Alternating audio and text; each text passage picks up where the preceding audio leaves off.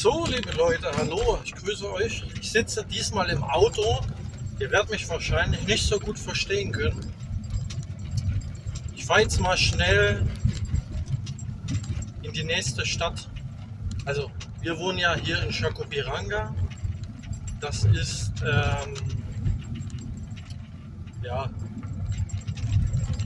das ist quasi die nächste Stadt hier bei uns auf Sitio, 10 Minuten entfernt. Aber ich habe was bei Mercado Libre bestellt.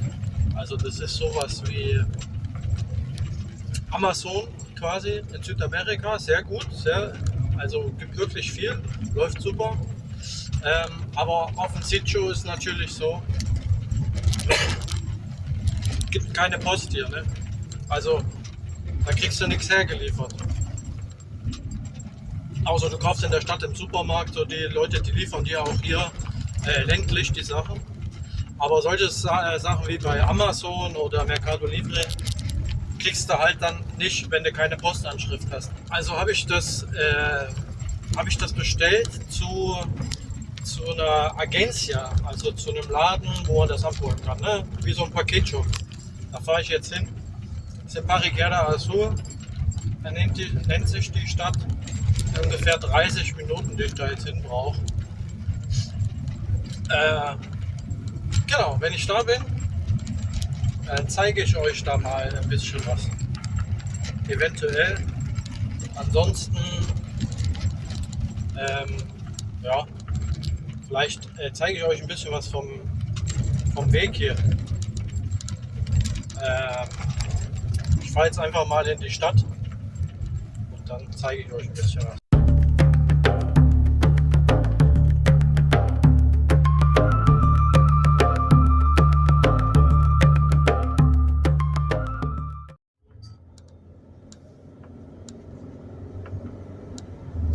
So, also das ist jetzt die Straße nach Chacopiranga. Da fahren wir immer, wenn wir was einkaufen. Können wir euch das nächste Mal zeigen. Aber da könnt ihr zumindest mal sehen, wo es hier lang geht.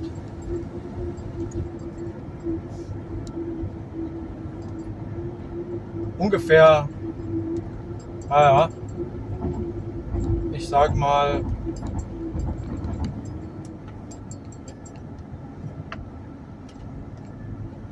ich sag mal 15 Minuten ungefähr, dann ist man in der Stadt. Also das geht, dann können wir was einkaufen. Aber wie gesagt, ich fahre in die nächste weitere Stadt.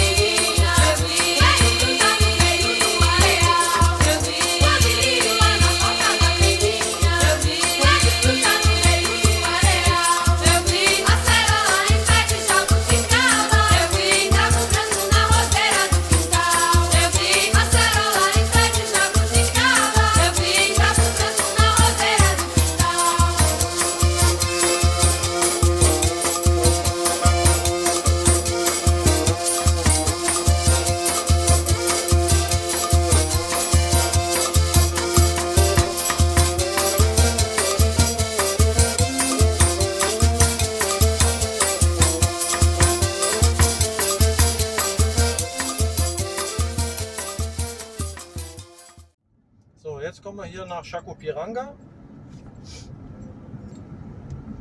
Kleine Stadt, ich glaube 15.000 Einwohner, wenn ich mich nicht täusche.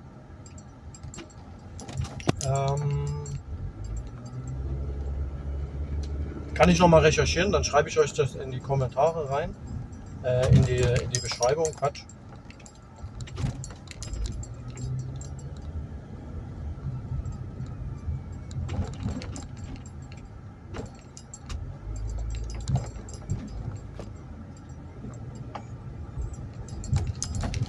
Das ist übrigens nicht rechts vor links gewesen. Die Leute müssen eigentlich anhalten. Das ist ein Stoppschild auf der anderen Straße, aber naja.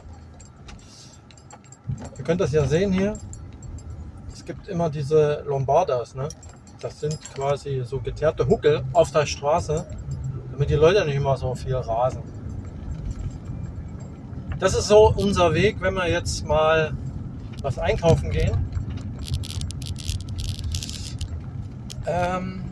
Genau.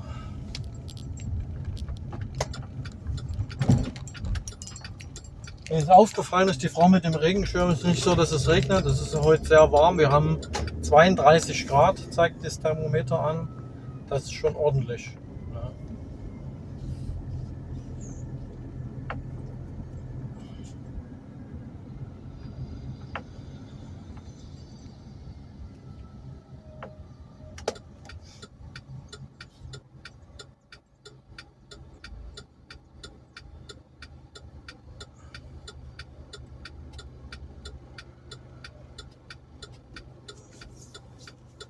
Dann gibt es immer ein paar Leute auf der Straße, die sich ein bisschen was dazu verdienen wollen.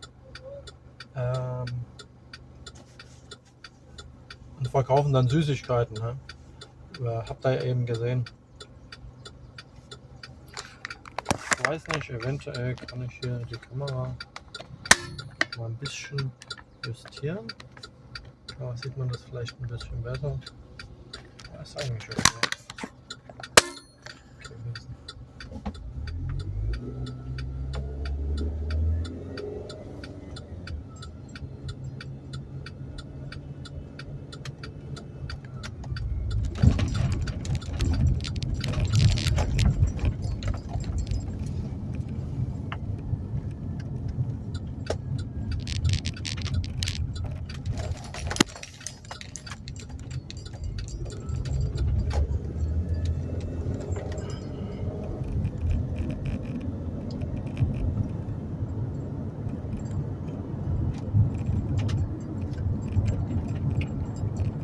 So, ich fahre jetzt nach rechts.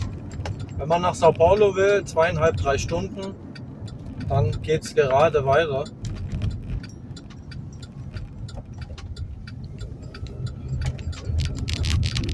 Da kommt man nach Sao Paulo. Ich fahre jetzt hier nach Bariquera Azul und nehme euch mal ein Stückchen mit hier auf der Straße. Könnt ihr mal ein bisschen was sehen. Ist jetzt nicht so viel, aber mal ein bisschen andere Videos.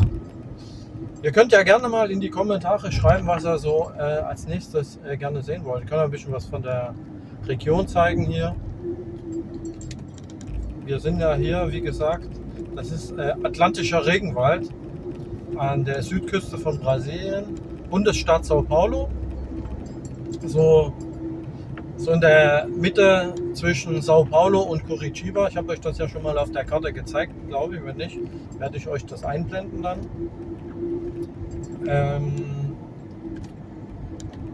Genau. Das wäre zum Beispiel auch die Strecke, wenn es zum Strand geht. Ne? Wir waren ja mal auf der Ilha Completa. Das ist 1:30 Stunden entfernt von hier. Da kann man diesen Weg nehmen. Da haben wir mal ein kurzes Video gemacht. Das zeige ich euch dann. Beziehungsweise das könnt ihr euch anschauen. Das habe ich verlinkt oben im Video. Oben rechts könnt ihr euch das anschauen. Und jetzt geht es ein bisschen hier über die Straße. Schön durch den Wald.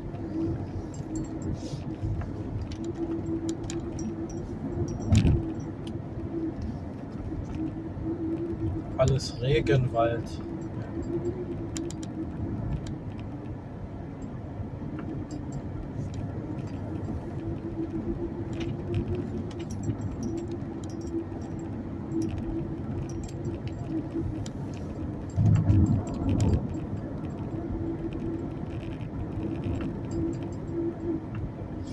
gibt noch eine andere Straße nach Barriquera.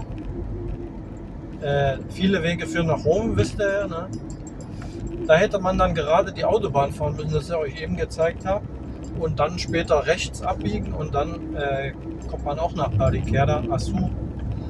Allerdings finde ich die Straße ja besser, ist nicht so viel Verkehr, weil ich mag es nicht, weil die Leute hier in Brasilien, wenn die eben keine Geduld haben und rasen, dann drängeln die ganz schön. Also die fahren einen in den Kofferraum rein und das mag ich nicht. Ne? Also es gibt sowas auch in Deutschland auf der Autobahn, solche Leute, die so eilig haben. Hier ist es ganz schlimm, vor allen Dingen auf der Autobahn, auch mit LKWs. Deswegen bevorzuge ich diese Straße hier. Die ist ein bisschen gemütlicher.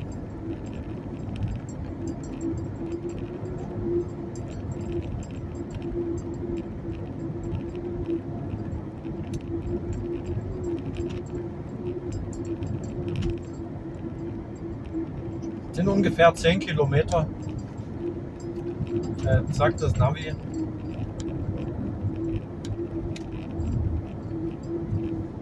Ihr seht, das ist ein bisschen ähnlich wie in den USA mit den gelben Streifen hier in der Mitte. Und das Schöne ist, das sieht man leider nur, wenn es dunkel ist und die Autos das Licht anhaben.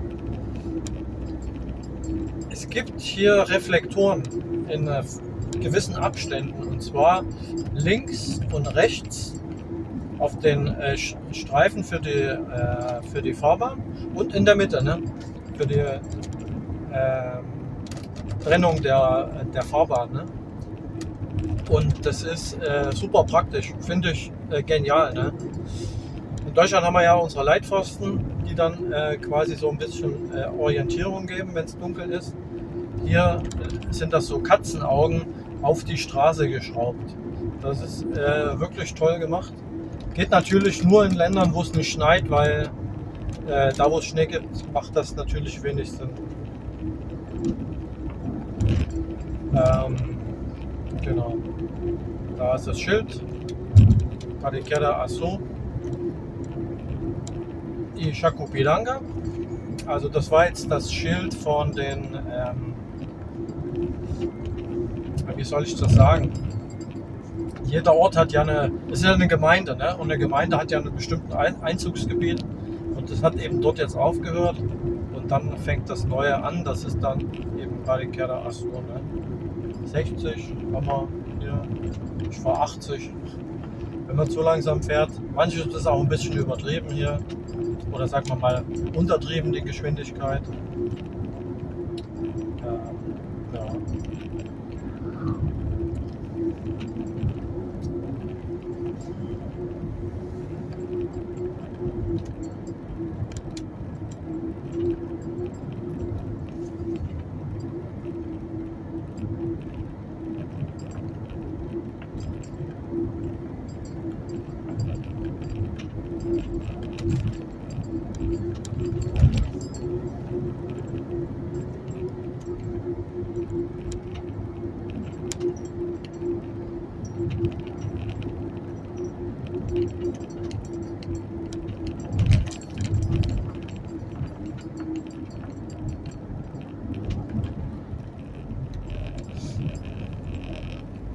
Wie ihr sehen könnt, die Straßen sind in einem guten Zustand, muss ich sagen, für südamerikanische Verhältnisse.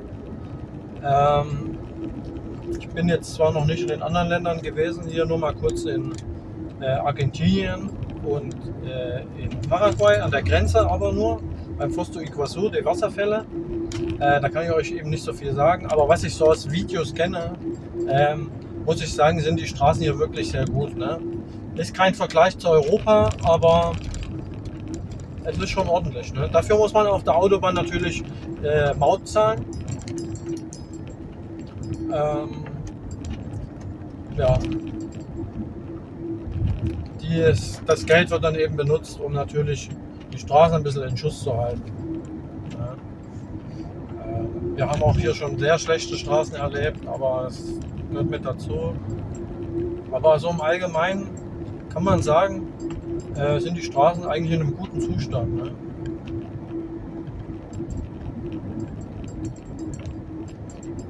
regelmäßig sind dann auch Leute unterwegs, die dann an der Seite das Grünzeug wegmachen, weil das wächst hier ja natürlich wie Huberts, weil es ist immer warm und regnet viel. Das ist dann schon ganz schick.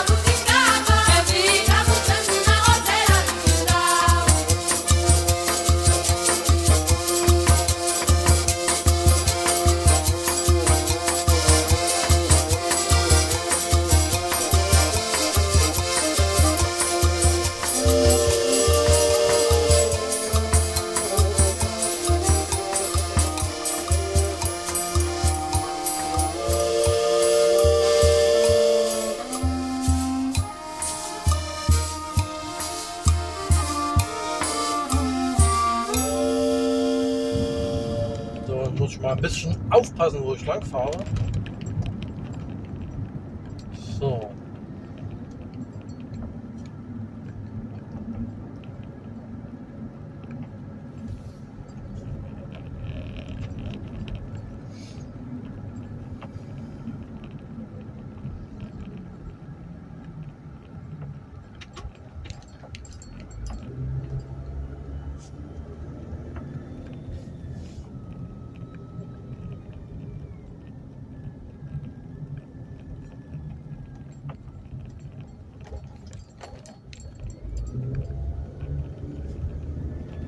Weil hier wird schon seit einiger Zeit eine neue Brücke gebaut. Und ich weiß jetzt nicht, ob man hier jetzt noch langfahren kann, wieder oder nicht, oder keine Ahnung. Ich probiere das jetzt einfach mal. Das Navi sagt ja. Aber scheinbar, ich glaube, ich fahre einfach mal. Kann ich hier lang fahren?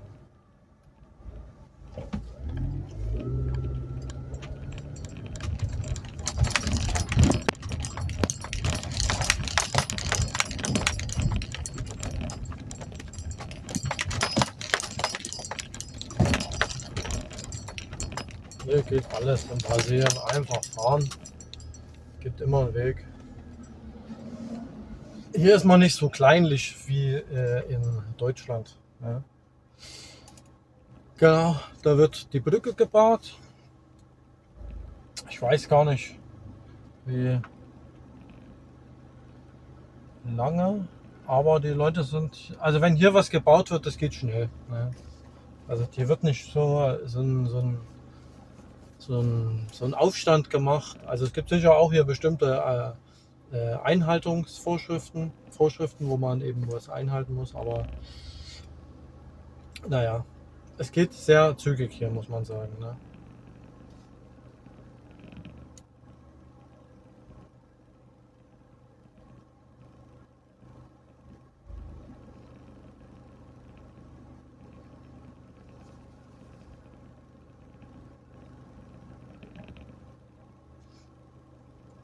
Baustellenampeln, sowas gibt es hier auch nicht. Eine Baustellenampel ist ein Mann auf der einen Seite mit einer roten Flagge und mit einer grünen und auf der anderen Seite auch. Jeder hat von denen ein Funkgerät. Genau. Das ist quasi die Baustellenampel. Na, das ist natürlich auch schon eine anstrengende Arbeit bei 30 Grad. Aber jeder braucht eben eine Beschäftigung. Hier. In dem Fall wird es dann eben so gemacht.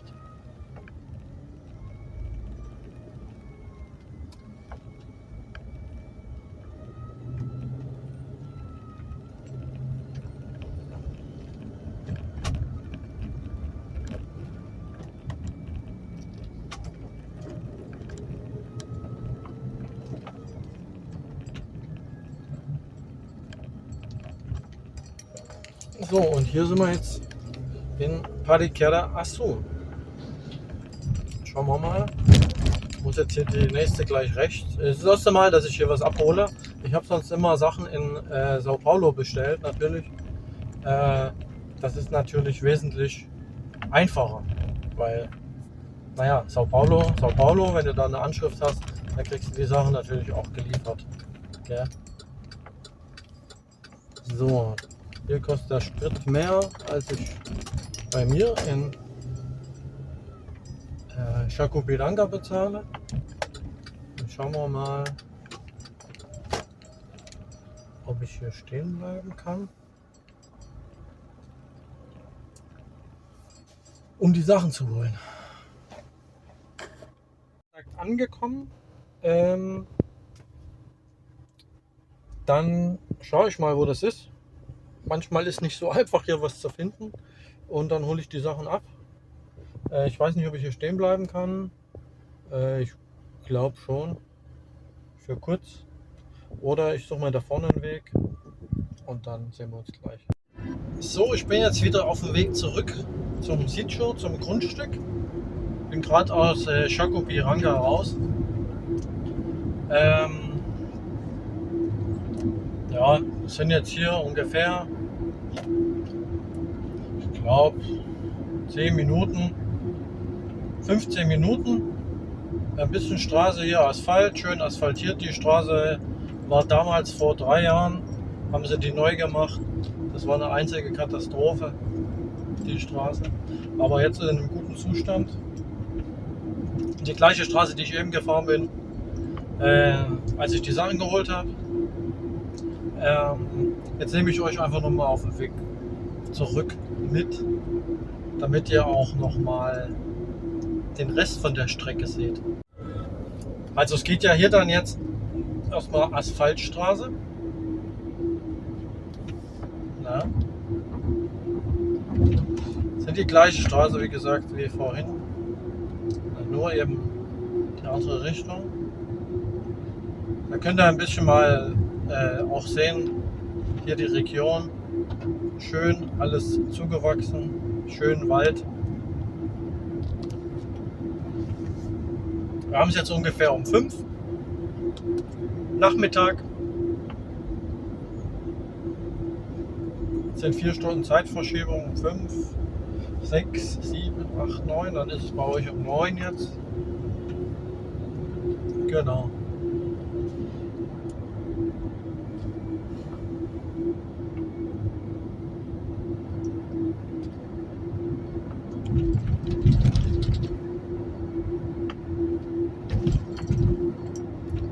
Hier auch Nadelwald, ne? Also es gibt nicht nur Laubwald, sondern es gibt auch viel Nadelwald hier, also bunt gemischt, alles Mögliche.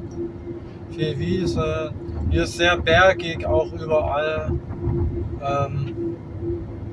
Ist für jeden was dabei. Für jeden was dabei. Genau. Hier vorne kommt gleich eine Brücke. Da fahre ich drüber. Warum auch nicht, gell? Und dann geht es vorne gleich rein. Kilometer 19, blaues Schild.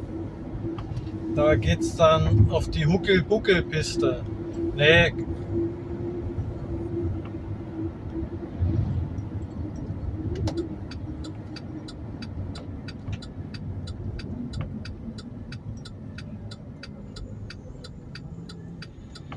Jetzt geht's rechts rein.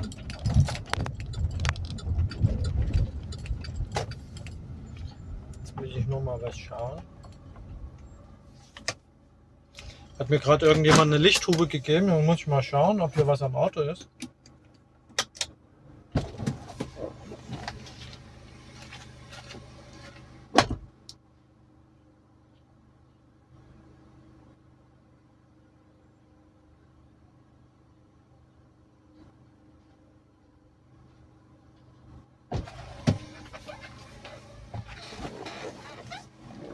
Nee, alles okay. Keine Ahnung. Vielleicht weiter vorne auf der Straße, aber ich muss ja jetzt hier reinfahren. Genau. Kamera mal ein bisschen ausrichten. Und dann geht's weiter.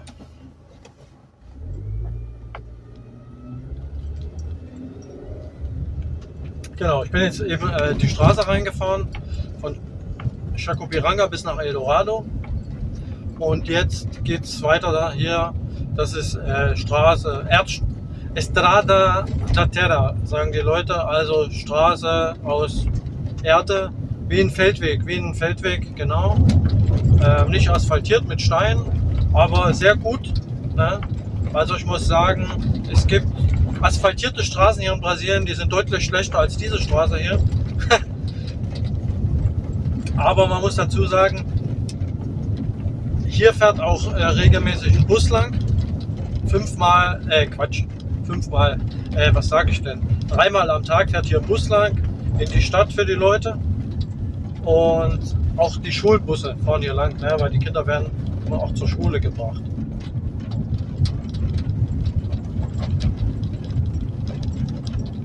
Schöne Landschaft hier, schöne Landschaft. Hier kommt gleich eine riesengroße Farm, Versender, ne, für Rinder. Die erstreckt sich, keine Ahnung, über wie viele 100.000 Quadratmeter, geht bis zu unserem Grundstück. Und ihr werdet gleich sehen, wie weit es bis dorthin ist. Weil wir haben dort auch manchmal die Rinder grasen. Ne?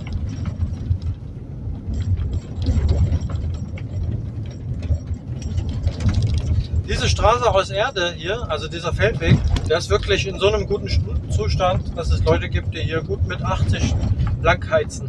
Aber es gibt natürlich auch ab und zu mal ein paar Löcher, wenn es viel regnet. Dann kann natürlich auch mal sein, dass jetzt hatten wir vor 2 Tagen, vorgestern sogar Stromausfall. Und zwar ist hier ein Baum auf die, ihr seht ja hier oben eventuell dann die Masten für den Strom. Und da ist ein Baum drauf gefallen, da ist der Strom ausgefallen natürlich, ne? Aber die Leute sind auf Zack. War vielleicht eine Stunde, 1,5 Stunden, 2 Stunden maximal und dann gab es wieder Strom. Also das ist hier schon ordentlich. Ne? Das sind jetzt 5 Kilometer die Straße und dann sind wir über unserem Grundstück. Wer uns mal besuchen kommen möchte, ist herzlich eingeladen. Haus sehr einfach gehalten alles, ihr seht das ja auf dem Video, ne? Aber wir machen das Beste draus. Auf jeden Fall ist eine schöne Landschaft.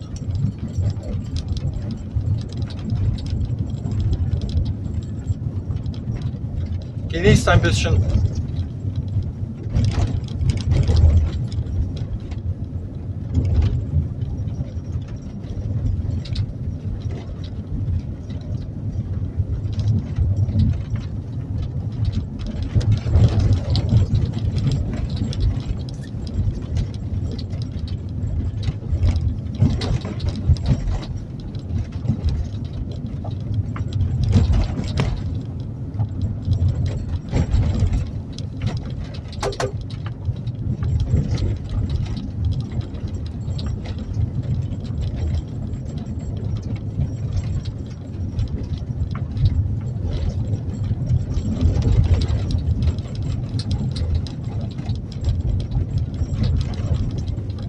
Ja, es ist diesmal vom Handy gefilmt, deswegen wackelt es ein bisschen. Aber ihr seht, dass es doch recht gut ist eigentlich, die Straße. Ne?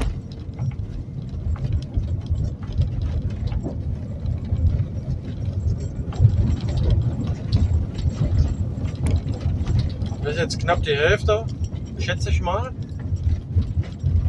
Und jetzt kommen dann schon auch mal die ersten Häuser. Hier gibt es dann so ein kleines Villarejo, also wo so ein paar Häuser in der Gemeinschaft zusammenstehen. Ja. Dann auch einige davon leer. Ja. Die Leute kommen und gehen.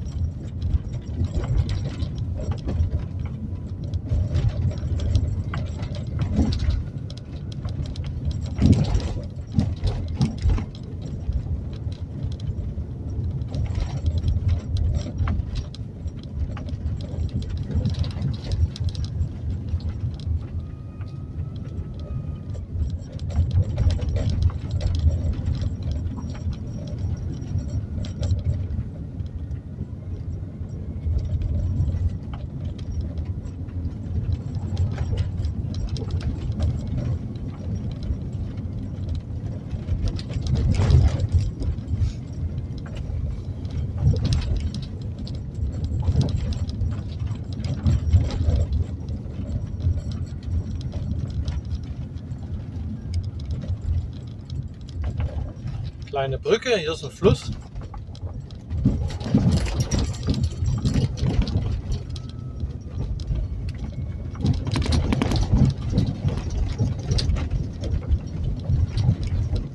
Rechts ist eine riesengroße Bananenplantage, da mache ich mal eine Flugaufnahme. Und hier sind wir dann auch schon da. Und dann sind wir hier. Im Sitio Primavera.